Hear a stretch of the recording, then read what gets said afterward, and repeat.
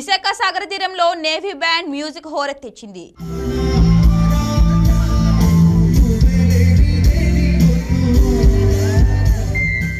57వ submarine దినోత్సవం సందర్భంగా navy బృందం లైవ్ మ్యూజిక్ తో ప్రజలను అలరించారు.